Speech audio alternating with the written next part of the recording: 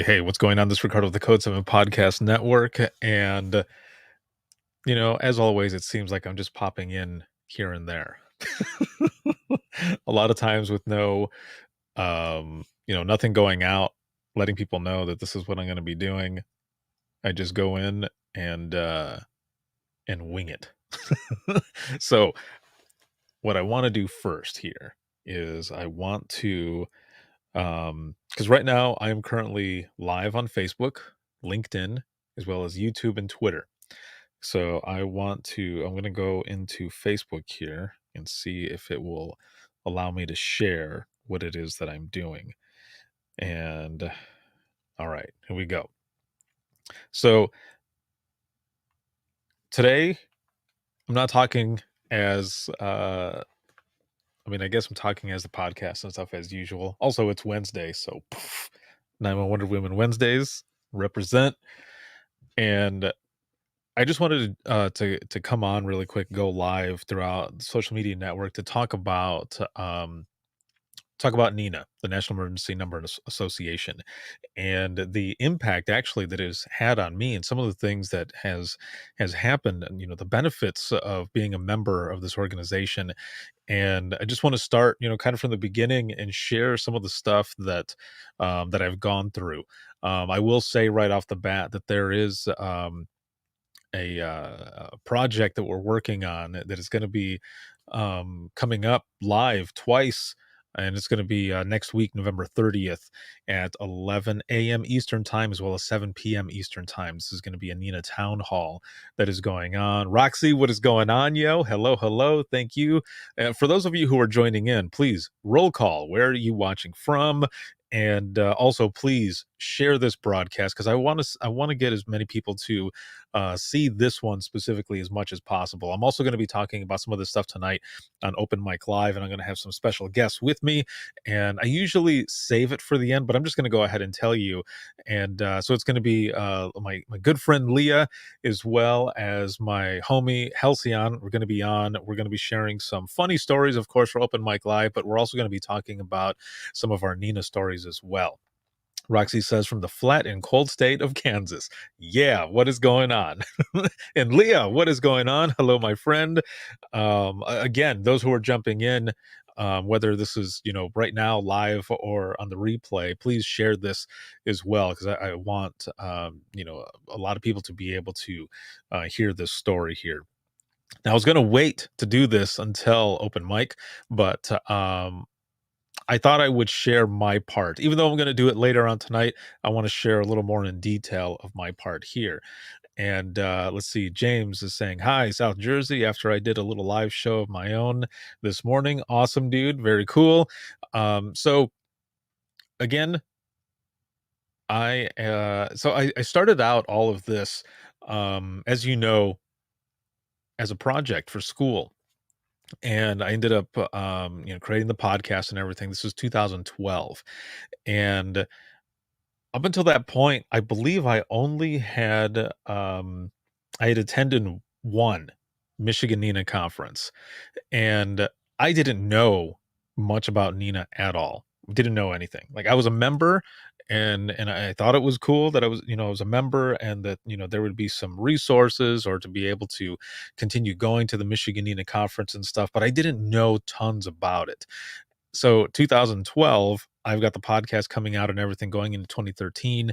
And I ended up having the opportunity to go back to Michigan NENA. This would be the second time, however, in a different capacity where I would be going and presenting a session, something I'd never done before.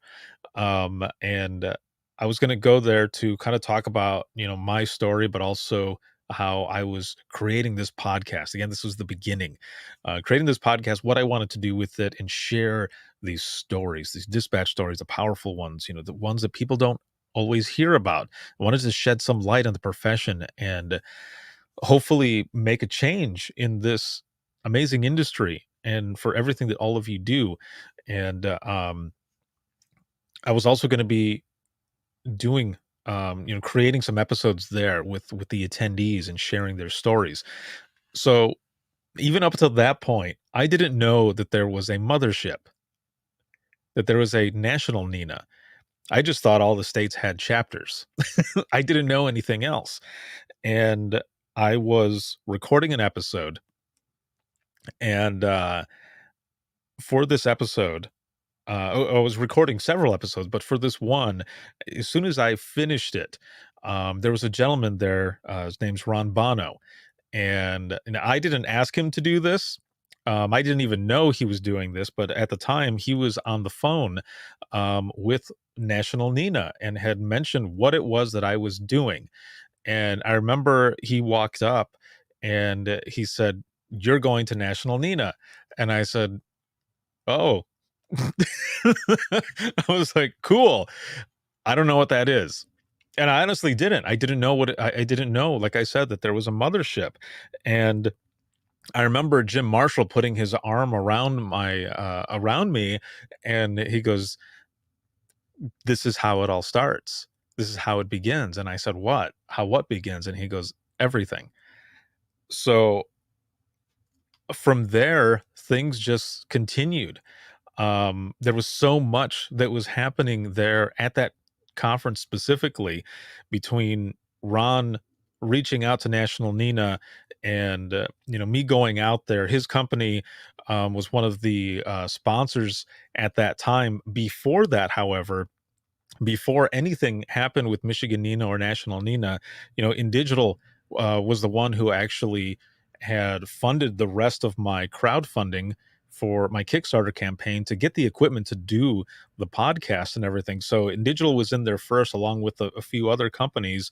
And then when Michigan Nina came around, Ron and National Nina, his company, as well as a few other companies, actually about 5 or 6 companies ended up sponsoring me to go to this National NENA conference, something that I had no idea about.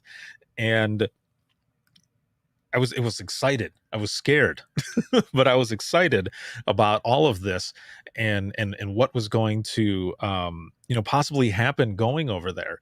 So I'm working a 1-to-1 shift in dispatch, and it's on a Saturday, and I left from that shift and drove straight to Charlotte, North Carolina, not knowing what was going to happen, but excited for this journey, this path that I was going on, that something that I started as a college project, and also because the public was generally interested and curious in what dispatch does and why they do it.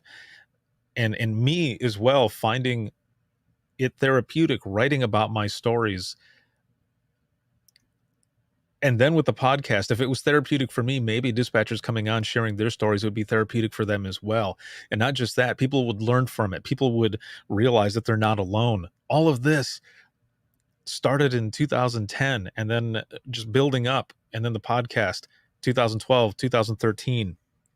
And again, I was scared, but I took this leap of faith. I wanted to see what was going to happen, and go to this conference, because it was the first time that at this national conference that they were going to have the podcast zone. So myself and Mark Fletcher, who was with Avaya at the time, he's now VP over at 911 Inform.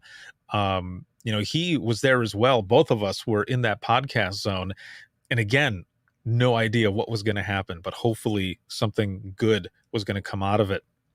And that's what I'm sharing here, is that good things did happen, taking that leap of faith, having that membership, and also having the opportunity to go to this national conference in Charlotte, North Carolina. Now, again, I left at 1 a.m. in the morning and drove straight to Charlotte. And I've shared this story a few times, but for those who have not heard it, I got there. I remember I stopped once. I stopped once at a rest stop. And I think I slept for maybe 30 minutes, 45 minutes, something like that. And then I took off again, and just hauling ass, because Sunday, everyone was going to be setting up and getting ready for the week. And I had no idea what was going to happen. And I was just, I was so exhausted when I finally got there. What was powering me? Energy drinks and beef jerky. That is what had me going that entire time, and, I remember I had made all these plans, right? I had my room and everything. Now, because this was like a last minute thing, I didn't get to be um, in the conference hotel like everyone else. I ended up being about 10 minutes away, literally on the other side of the tracks, and I stayed in this, like, hotel bank. It was just one street just full of hotels, and I remember getting to the hotel that I was supposed to be at and walking in exhausted, and the girl is there at the front desk. And Vicky, hey, what is going on? I'm looking in the comments, trying to go back and forth here. Let's see. Deanne here says it was a pleasure and an honor to be part of the beginning stages of your work. Thank you so much, and it was awesome to have you there because you were on an episode as well with Jim when he pulled that Jedi mind trick on me. It was such a good time. So, um, James says, "Never know where a journey will take you if you don't take that first step." You're right. You're exactly right. And I did. So I get to the hotel. I walk in, and the girl looks flustered. She's at the desk, completely flustered, and there are papers all over. And I just remember thinking, "This is not going to be good. This is not good at all." And I walk up and I said, "Hey, my name's Ricardo Martinez. I had a reservation for this week." And she goes, "Honey, no one has a reservation this week." And I said, okay. What do you mean? Like, what happened? What's going on?" And what had happened was she was trying to print out all of the information before the system crashed because it was messing up. And so that's where all the papers were. And I said, "Okay, well, I guess I'll find another hotel." And she goes, "Yeah, that would probably be your best bet. Gary, what's going on, man?" And so I did. I went to almost every single hotel that was there to get a room, and they were either sold out or I would not be able to check in until 3 p.m., which was not going to work because I needed to get some sleep because in like 3 hours or so, I had to be at the conference so that I could set up. So I finally find a hotel that it's going to allow me to check in at that moment. But when I got there, the girl is on the phone and she is pissed. She is super pissed. She is talking to someone who was supposed to show up to relieve her. Okay. She was supposed to go home. She had already worked all night, and this person went to a different hotel and started working there instead. So she was pissed off. And she gets off the phone, and I'm just standing there, not knowing what to do. I'm delirious as it is because I have had no sleep really. And she's just there, and we're looking at each other, slow blinking. and she goes, "Can I help you?"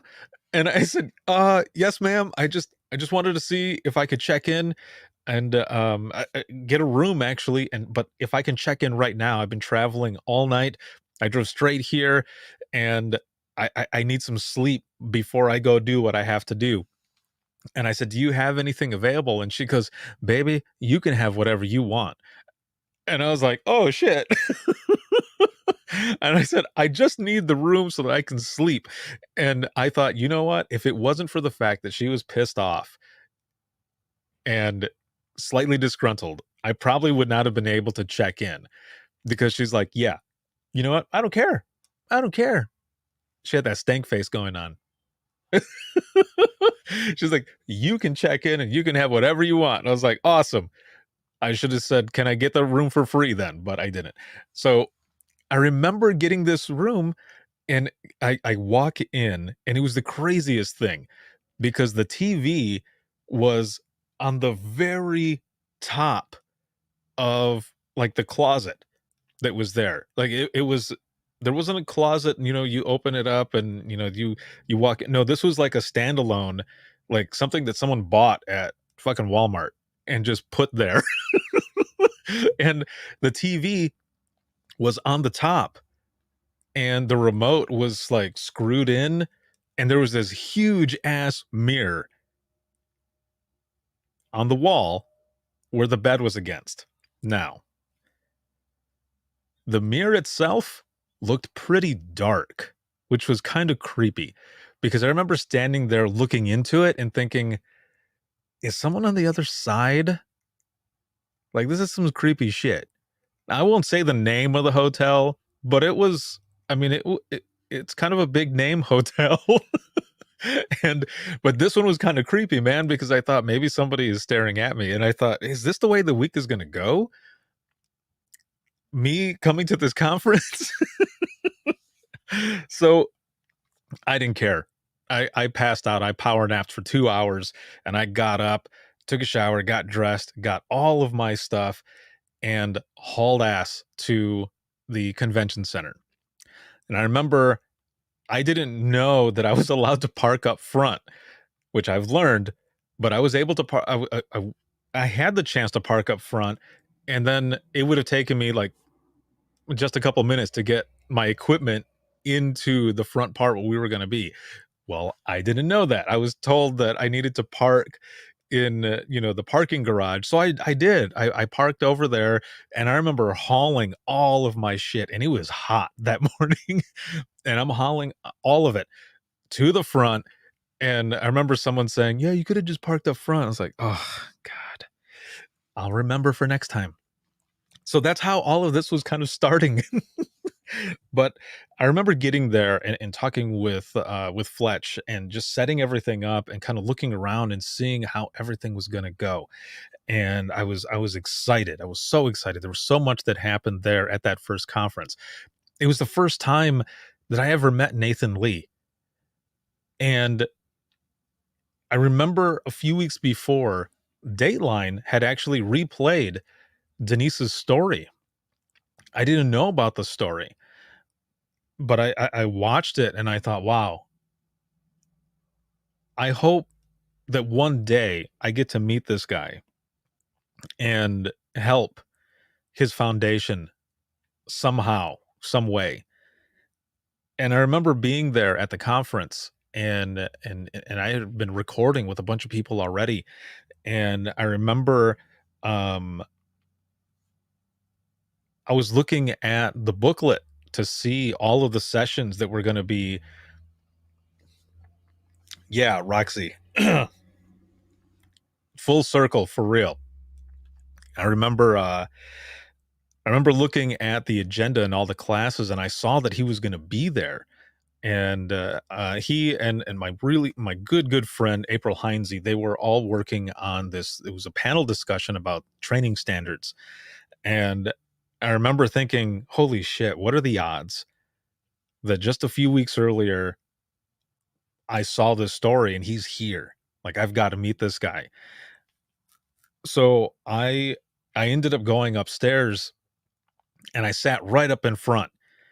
And they're talking, they're sharing the story, and he played this video. If you've ever been in the main class that the Denise Samper Lee Foundation has, there's this video that has clips from that episode on Dateline that he plays. And it's a hard one, but it's an impactful one. It's a powerful one. And I remember sitting there and watching it, and he had stepped out while this video was playing. And there was not a dry eye in that room. And then we were talking about standards and everything, and I remember asking April, I said, do you think that he would be on an episode? Like, do you think he would be on an episode? I would love to have him on there.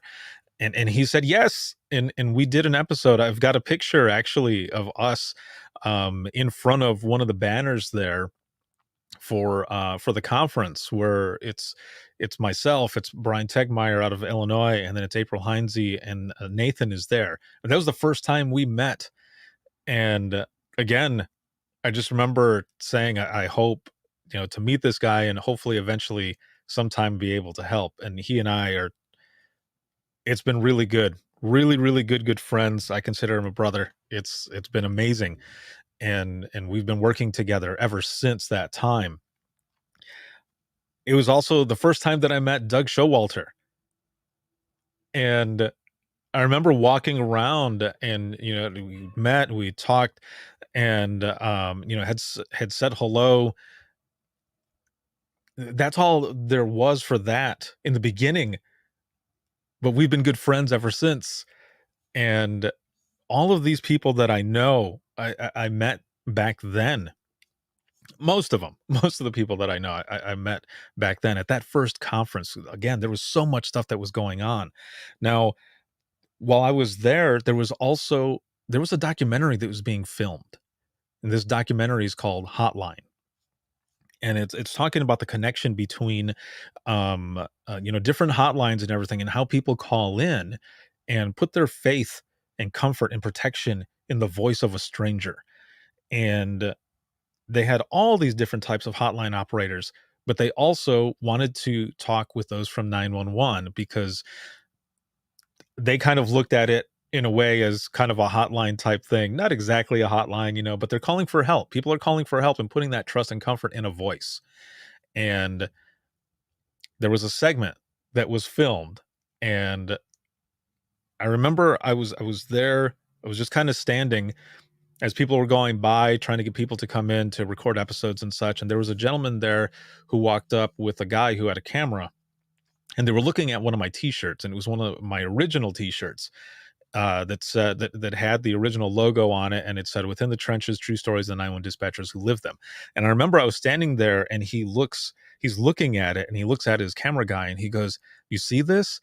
And then he repeated out loud what the title and tagline of the podcast is. And I said, "I'm giving those shirts away." I said, "If you want to put your business card over here in this box, you might be able to win it." And he goes, "My name is Tony, and we're here filming a documentary. How would you like to be a part of it?" And I said, "Well, yeah, that would be cool." So he's telling me about this and everything, and he ends up coming back. And I I got this off of Amazon. I put a trial to it, so I did pay for this.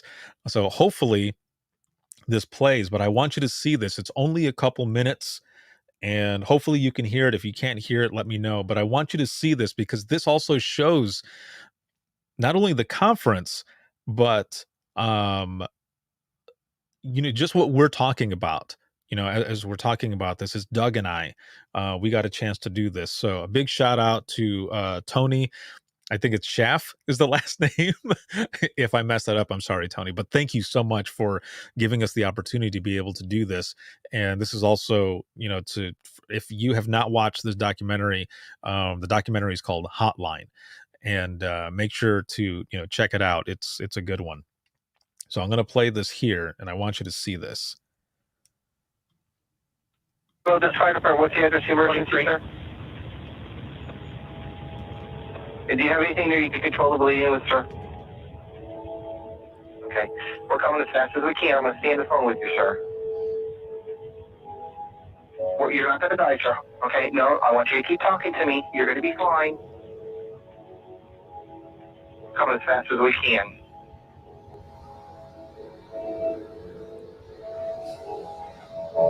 It brings back memories. We don't get closure. We could take a medical and be performing CPR, and as soon as the ambulance gets there, we pick up the next call. We never know. A lot of dispatchers fall into this thing where they don't want to tell people what they do for a living, because what's the first question everybody always asks? What's the worst call you've ever had? And then what do you have to do? You have to relive it. And it's tough. And if you don't talk about it with other people and say, hey, this could be a problem. It is a situation. It is something to think about, that it could come back on you. Currently, we are sitting within the Charlotte Convention Center in Charlotte, North Carolina, and this is the 2013 National NENA Conference and Expo. It's targeted towards us. There's classes, stuff that we can learn from and build on, and networking. What I like about being within the 911 community and being a 911 supervisor is that I get to help people. I started this podcast, Within the Trenches. I wanted people to be able to hear more dispatch stories and learn from what we do and why we do the things that we do. this is the opportunity of a lifetime to start networking with everybody, start talking to people. I mean, I don't know if you saw me at the booth. I am not afraid to talk to people. I will go up and talk to them and then kind of draw them into, you're all part of this thing. When we see these big incidents occur, shootings, something blowing up, terrorist activity, whatever, our first thought is always, wow, I wonder what the dispatchers are going through, because we've all been there. We're the first responders. We're there at the beginning of the call and at the very end of the call. And we're getting, all the information for all the responders that are going out there. That's where we fit into the whole scheme of things of emergency services. How we say it, what we say, what we tell them to do. I mean, we can save their life that fast. So that is the clip that was in the documentary Hotline, where Doug and I had the chance to talk about a lot of this stuff, and that would not have happened had I not had the opportunity to go to the National NENA conference. There was something else that happened while I was there, and that was I was getting these DMs on my Twitter account that I thought was fake, and because it was a producer who was trying to get a hold of me, and I had somehow found out what it was that I started doing with the podcast and what I was writing about and everything. And it was a producer for a show called Panic 911 that was on A&E. And they wanted me to be on the show to record a segment for them. And they flew me out to DC, and I did. I got to film a spot. Mine would have been the episode that was the season finale for the second season. They only had 2 seasons. However, my part didn't make the cutting room floor, but it was still an amazing experience. And again, all of this because of this conference. Having this membership and everything, and having this experience. It might not be the same for everyone, but what I'm telling you is that if you get a chance to go to this conference, not just the National NENA conference, but any of the chapter conferences, but becoming a member and utilizing these resources and your peers and everything, there's a lot that you can get from it. It's very rewarding, and I'm a true testament of that. There were so many people that I met that I'm still longtime friends with, good friends, and we've done so much for this industry, but it all started with NENA. And we've been working together on a bunch of different things here and there. They've hosted the podcast since the beginning, since that time, since 2013. They have been hosting the podcast there at the National NENA Conference. And I have been presenting on numerous occasions and topics, different sessions. And it has always been a good partnership. And I can't thank them enough for the partnership, and just with a podcast, being there and being able to give that experience to others, whether I'm doing an episode or I'm walking through the expo hall and doing it live. I like to give those who are watching that experience of being there, because not everybody gets to go. But even if you can't go, you still have the benefit of a lot of the resources and those who are members to be able to share their stories and how it's impacted them. Um, there's so much more that happened during that time, but I'll save that for um for open mic, because some of those stories, I mean, they're pretty funny, but I want to save them for open mic, because man, some shit happened. But it was really good. And again, it started at the Michigan NENA conference. It started at my chapter. Those who believed in me and in what I was doing, and then the continued support throughout that. So many good things have happened. And I know a lot of folks, good friends, who are also, members with this organization, and or have received a scholarship to be able to go, and have had not just an excellent time, but the networking alone, again, that you can get from your peers, those who come from the same place that you come from, where you feel like you're not alone. where there's others who are dealing with the same things in different places across the country. There's a lot that can come from it, and the excellent speakers and the resources, especially now with mental health and wellness, and also going into, the upcoming standards and best practices. Their critical issues forum is going to be dedicated to staffing issues, and that's something that everyone is dealing with and has been dealing with for so long. Well, it's time to turn the page and do something different. It's time to finally take hold of it. There's a lot that can be discussed, many things, but I wanted to come on and just share with you here really quick. And we've only been here for about 30 minutes, is what I kind of wanted it to be as well, is to be able to come on and just for this little bit of time just kind of share with you what happened to me and how being part of this organization has impacted me, and so many others. So tonight on Open Mic Live, we're not only going to be sharing all the funny 911 stories that we usually do. I'm going to continue sharing this story of when I went out there, because there were some things that happened that are just funny. And I'm going to have Leah as well as Halcyon on with me. Halcyon is actually, she ended up getting a scholarship a couple of years ago, and she will be sharing her information as well. So, going into conclusion of this, the other thing that I want to mention here before I go off is, let me pull up the image here.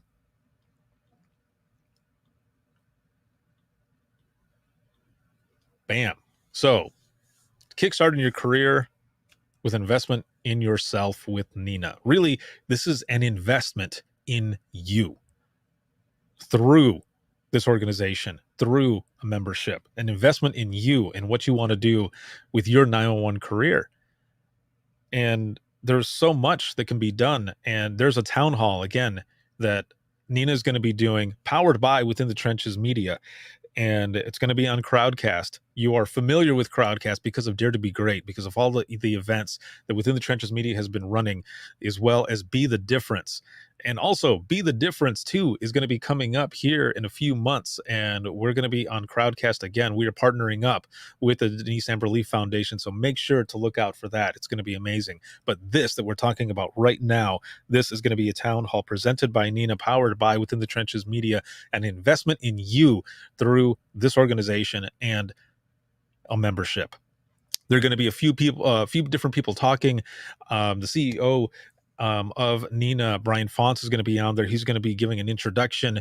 Madam President Jennifer White is going to be on as well, and she's going to be giving some information, as well as an amazing speech concerning her theme for this presidency, which is invest, and that is investing in you. So make sure to be tuning into that. Anthony Summers is going to be on talking about membership, as well as Dan Koning. So there's going to be a lot of stuff that we're going to be talking about. And again, it's going to be on Crowdcast. It's going to be multicast on Facebook. So we're going to have them going both at the same time. We're going to be trying to get a bunch of people from Facebook to go over to Crowdcast to be involved in the real-time discussion, where we'll be having questions, there'll be Q&A, there'll be a lot of different things going on. And in the comments right now, I am putting the link. So this link will be for you to register, and you can register for free. Remember, there's going to be 2 different sessions. It's going to be 11 a.m. Eastern Time and 7 p.m. Eastern Time. And we're going to be talking about similar things. Hopefully in the second one, there'll be even more information that we're going to be sharing as well, or that they will be sharing rather. And it's one that you don't want to miss out on, as we're talking about membership and resources and what NENA can do for you, the members, and those who are the most vital piece of public safety. That is all of you, the 911 professionals of the world. Thank you for everything that you do. Again, in the comments, I have put the registration link. Make sure to check it out. Register. Again, it's for free. If you can attend live, make sure to register anyway, because it'll be on demand and available for you to watch whenever you want to watch, but it's there. So make sure to take advantage of it, because this is for you. Again, an investment in you through 911 and what this organization NENA can do for you. Also share, make sure to share the link, and there's much more that's going to be coming up. So look out for that. And I look forward to seeing you all tonight on Open Mic Live. It's Wednesday, but tomorrow is Thanksgiving, and I'm doing it a day early so that we don't get in the mix of the holiday. So 9 p.m. Eastern time tonight. Make sure to come with your funny 911 stories and to listen to some more stories on how Nina has impacted not only myself, but also my guests that are going to be on today, later today. And that's going to be Leah Hornacek as well as Halcyon Frank. So it is going to be awesome. Thank you all for joining me during this time. And please share this broadcast, share it out there. It's going to be good. Let's get a bunch of people to join in, not only tonight, but also November 30th, 11 a.m. Eastern Time, as well as 7 p.m. Eastern Time. And that'll be for this town hall presented by NENA, powered by Within the Trenches Media. Have a good one, everyone. And I will see you later on tonight. Cheers.